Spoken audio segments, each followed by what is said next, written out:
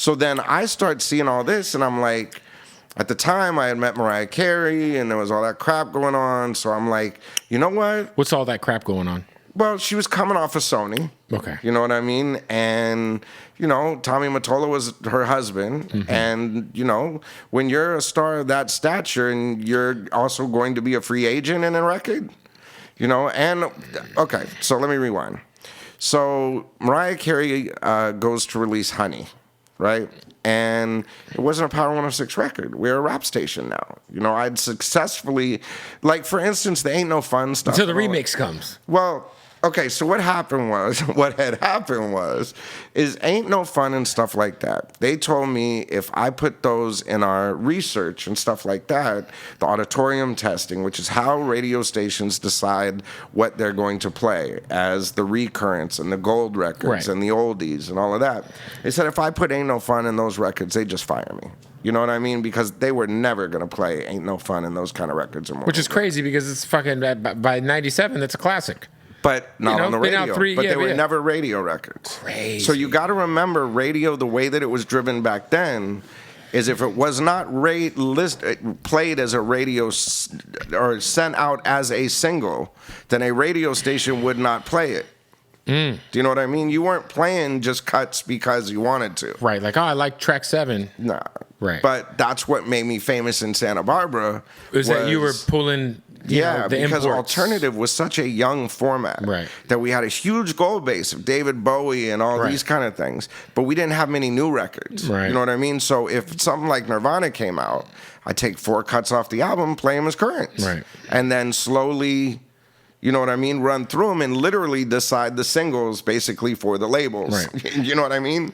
And that's what I did with Power. Is I took album-orientated rock and said, let's make it album-orientated rap. Right. But let's put a gangster twist on it. That's crazy. So that show with Biggie, I asked Snoop to come do weekends on Power 106. Because Snoop had his radio show. What was it called? I remember it was on in Phoenix for a little bit. Well, this is before that. Oh, before that. Yeah, this is before all of that.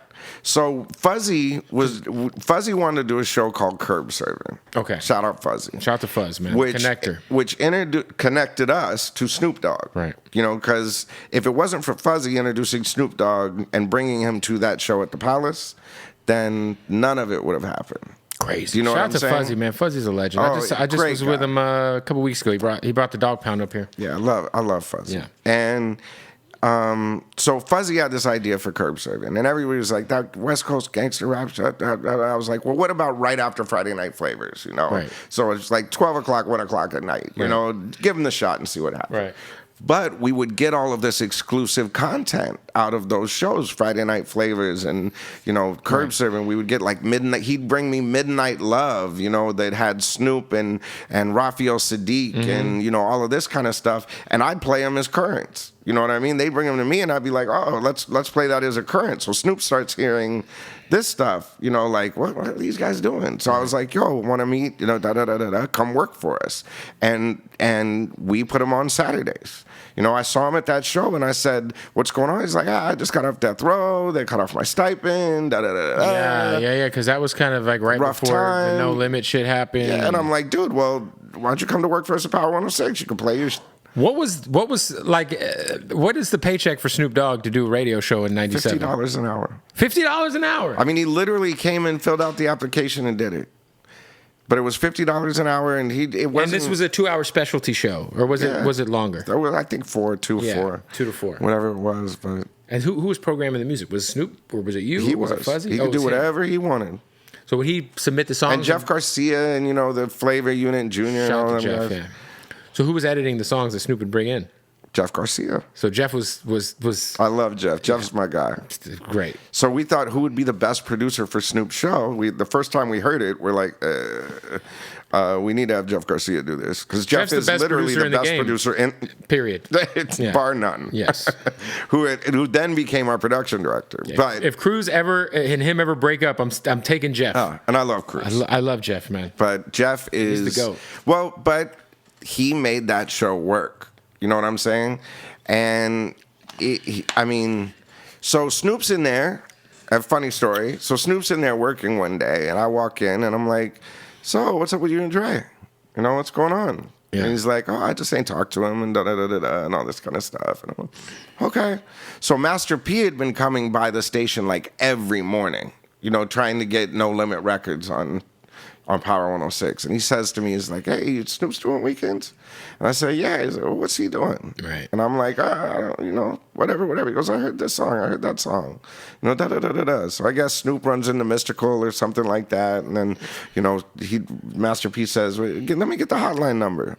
No, let me get the hotline number so I can call the DJs and da-da-da-da-da. And I want to talk to Snoop. And now, when you say the hotline number, are you talking about like the number the back the back PD door? line, Yeah, the you know? PD, the hotline. Because you know what's so crazy about there's a Master hotline, P? there's the warm line, and then there's Let me tell you about Master P. Master P, when he wants something, like he would show up literally every morning to Power 106. Like when I got to work, he'd be in the lobby. Dame, I got this record. What about this one?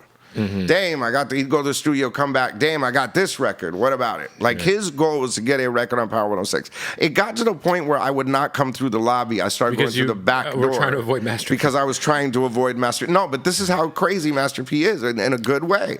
He figured it out. He'd wait at the back door. Crazy. So I would be coming in through the back door. Did you guys play Make Him Say, huh? That's what did it. Yeah. Nick and Eric from the Baker Boys were championing so hard. Master P finally brought me Make Him Say, But every morning he'd sit there, show me how the research works. Why do you make these decisions? How do you make the decisions? Always the nicest guy. You know what I mean? And I had met P originally through a guy named Mark Benish, rest in peace, at Priority. You know, way back in the day. You know what I mean? When they first did the first deal with Independent and, you know, doing it that way. And Brian Shafton. Shout out to Brian. Yeah, Brian, my guy. I mean, I literally just got off the phone with him. Brian was their finance guy. Shout out to Dave, too, man. Dave Weiner. Yeah, well, and man, all of them. Yeah. You know what I mean? Justin. But he was their finance guy. Right. So I'd run into him in the hallway and stuff, you know? So anyways, and all this plays into a bigger story later. But anyways, yeah, Pete would do that. Snoop was doing that. And then Nino Cuccinello calls me up and says, hey, Dr. Dre's shooting a video. Zoom Zoom with LL Cool J. I remember that record. You know? What soundtrack was that? Was that Bullworth? Whatever. That was the Bullworth soundtrack. I think. With, it was Bullworth with Halle Berry, with her fine ass. Young Halle Berry was in that. Oh, my God. Yeah. That was a great soundtrack. Bullworth had that. I had the Ghetto Superstar, Praz. And oh, yeah. We played those, too. But to me, it was about, I'm trying to get Dr. Dre and Snoop Dogg back together. Some way, some shape, whether it's coming on his show. I mean, this was my master plan because I am a Dr. Dre and Snoop Dogg fan. Like, right. I just wanted to see the show. Like, if I could get these two in the same room and get a picture, then my life could end. Right. If I meet DJ Quick, shout out DJ Quick, and I meet Dr. Dre and Snoop Dogg and get a picture with all three, then I'm cool. Right. You know, I can end my career right there and I'm straight. So they go coming, you know, whatever. So Dr. Dre's shooting Zoom Zoom, and he goes, this is Damien. And I said, Zoom Zoom? I said, what the fuck is this? And Dre looks over at me and he's like, what? And I go, where's the one with Snoop Dogg on it that you leaked to the Compton and Slauson swap meet? And he's like, what? And I said, this had Snoop on it, was released to the Compton, and how do you know that? I said, dude, I'm a rap fan. Yeah. And he's like, whoa. So we just started talking about rap music. And I knew everything that this guy did, going to the DOC. Shout out DOC, by the way. And that's what started me on rap, was Gangsta Gangster. So I knew everything this guy did, going back to the World Class Wrecking Crew and all that kind of stuff. So I started asking those questions. I said, yo, let's swap. And when I said, yo, let's swap numbers, I caught myself and just went, oh shit, you just asked Dr. Dre for his number. Right. Like, whatever. So I was walking around the station, and a funny story about that. As he said, and I said, yo, what assistant is this to? And he goes, this is my headphone. It rings next to my head, so don't call too early.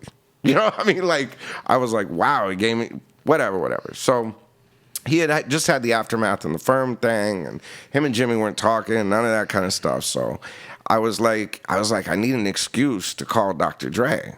So I went back in the studio and I said, hey, Snoop, I heard Dr. Dre wants to work with you again. And Snoop looks at me and says, yeah, I put that fool back on.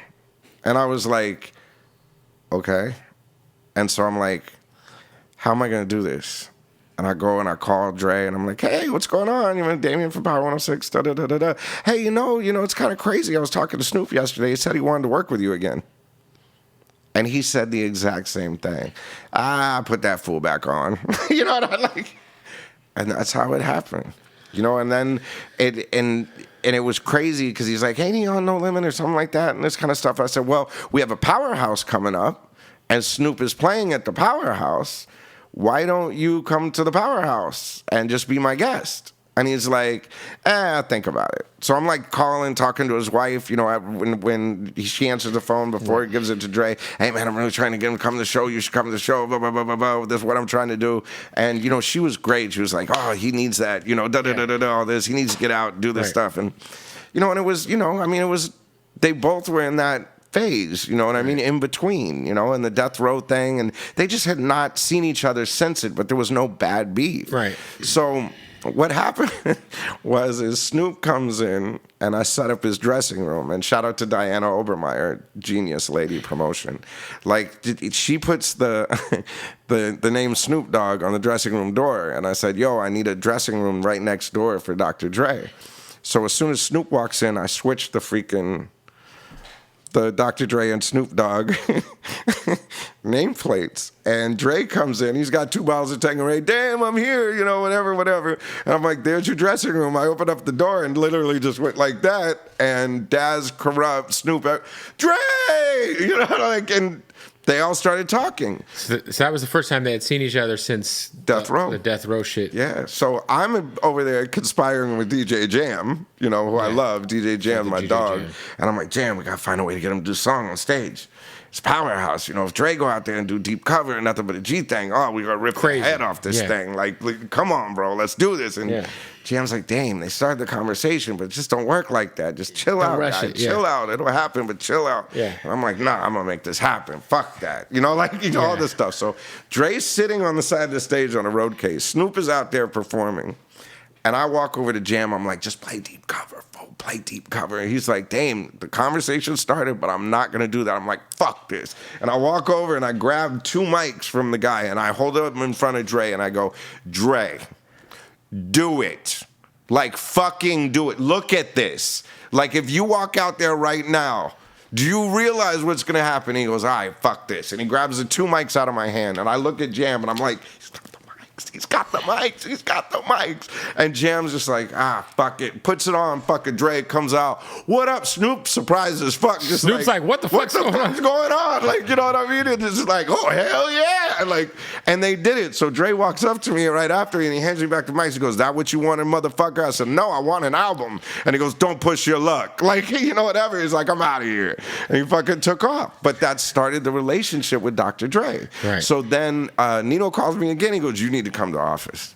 You need to come to office. I'm like, all right, cool. So I go to Interscope because Nino and I are really good friends, man. So you need to come to the office. We're going up to Jimmy Iovine's office. So I'm like, oh God, here we go. You know, something like that. I forgot one little thing. So when after that performance, I said we need to do a show. Like we need it to be just Dr. Dre and Snoop Dogg. Right. And he's like, well, you know, where are we going to do it? We can't do it in L.A. No venue will ensure that. You know, no venue will take a West Coast gangster rap show like that. You're never going to get Snoop Dogg and Dr. Dre in a venue in L.A. Right.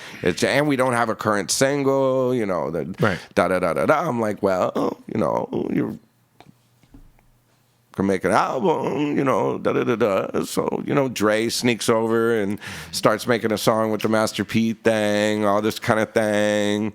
And I'm like, this is probably No Limit Top Dog era? Second No Limit album? I think. Because the first No Limit album, Dre wasn't on. Yeah, well, it was, it like, they were talking about it. Yeah. You know what I mean? Like, and he started recording. Because Bitch Please 2 was on.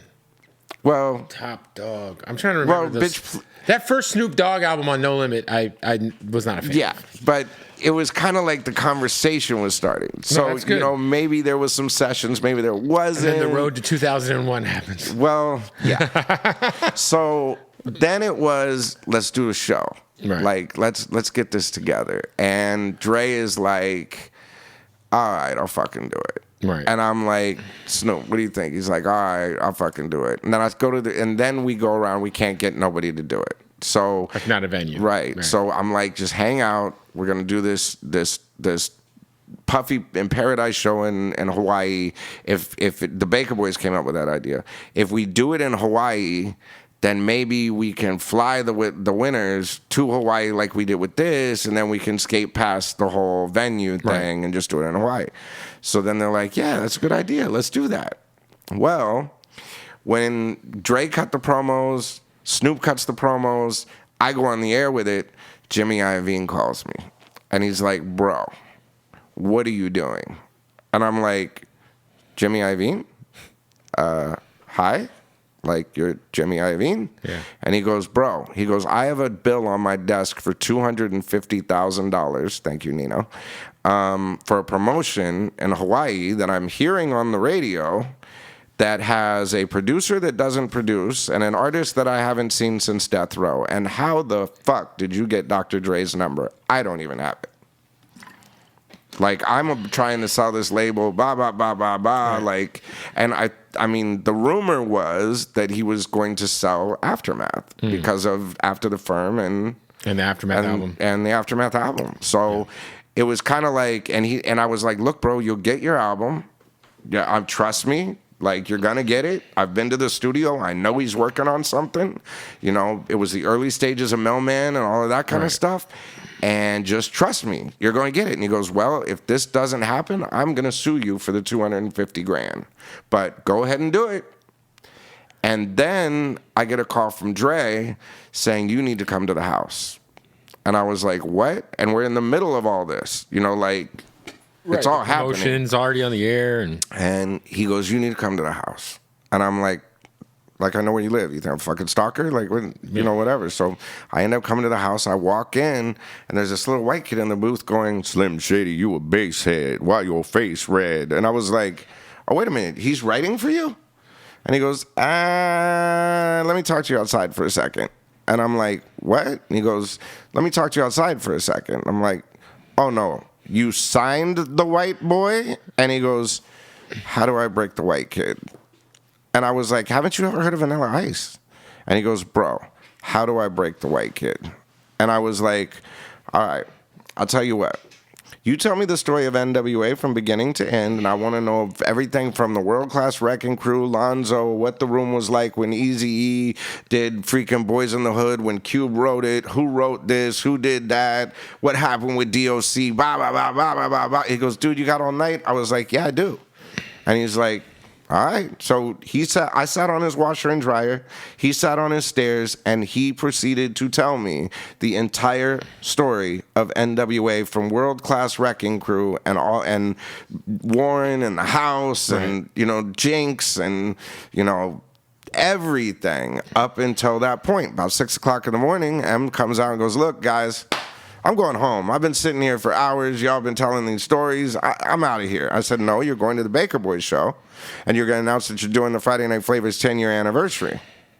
And we're going to break that record. He goes, the record's not ready yet. So we'll at least go do the show, set it up, and we'll talk about this later when you have the record. Yeah. And he was like, cool. So then we added M to the show in Hawaii.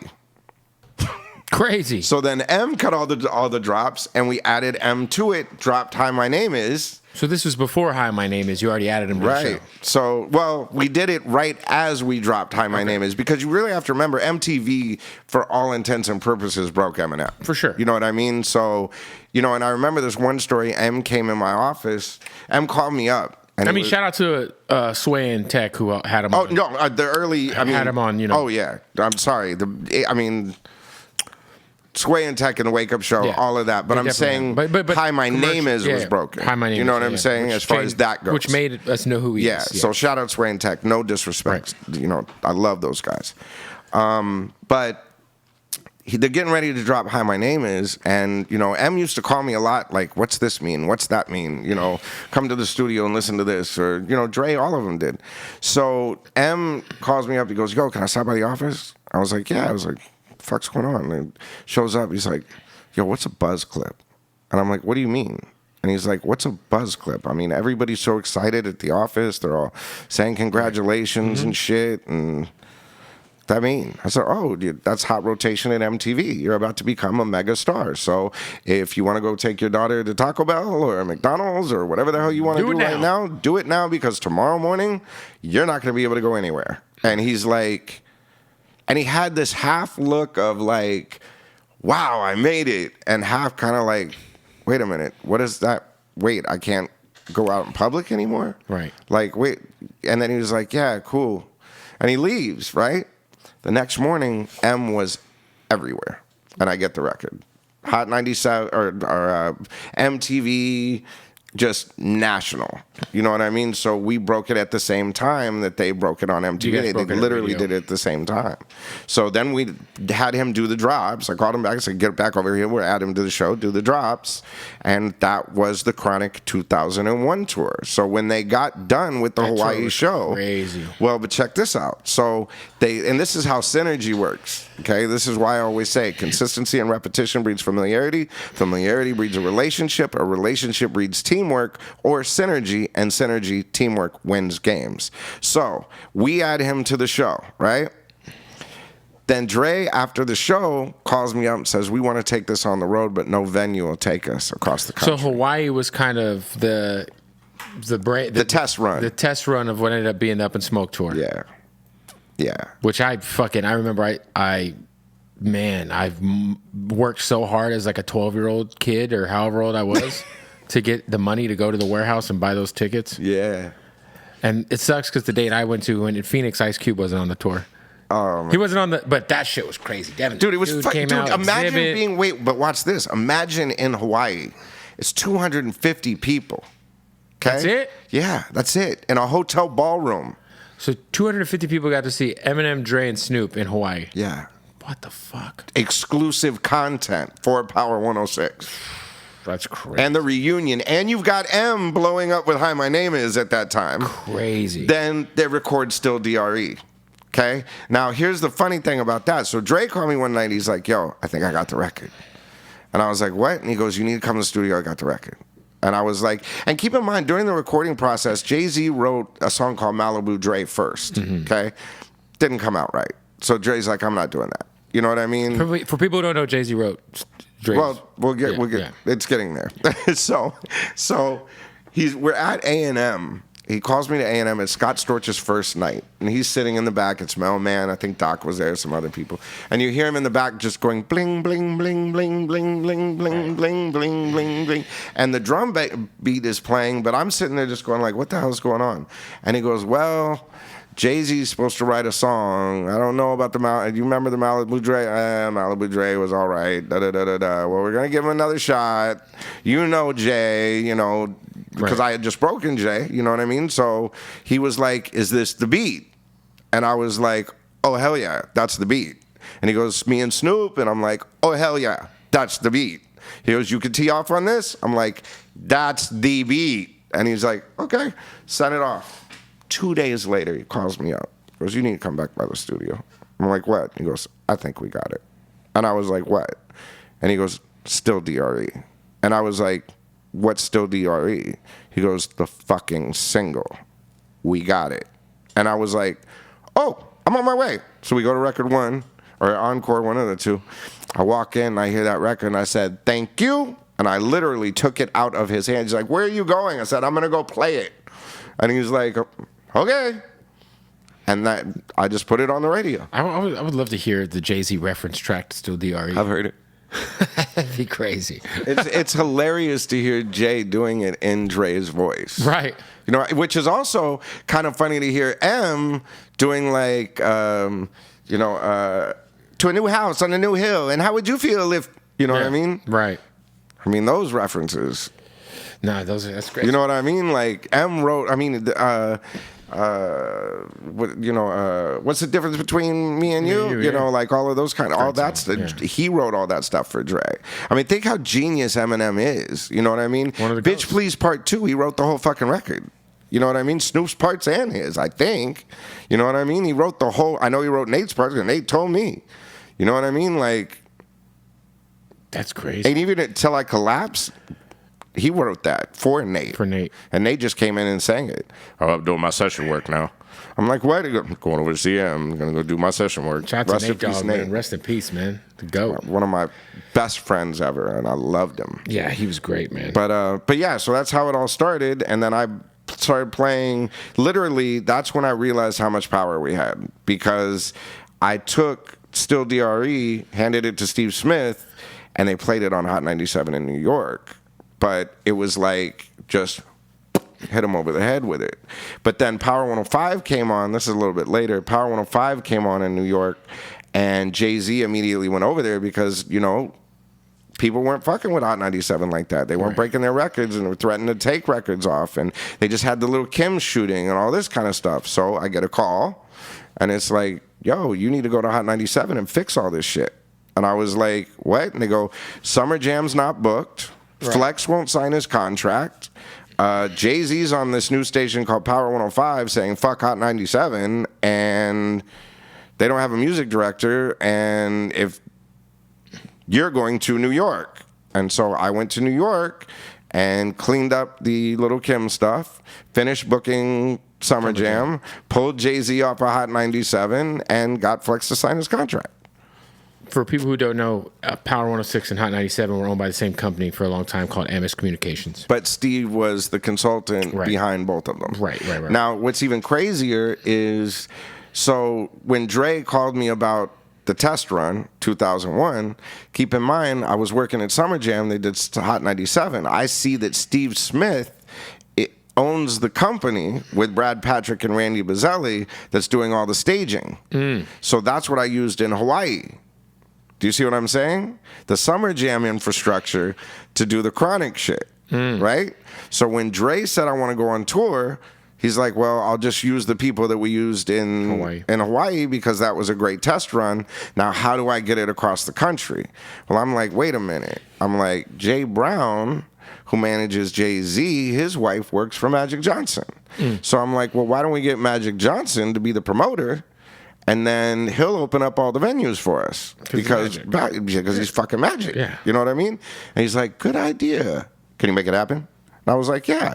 Jay Brown, tell Magic Johnson Dr. Dre want to talk to him. And we were on the road. That's crazy.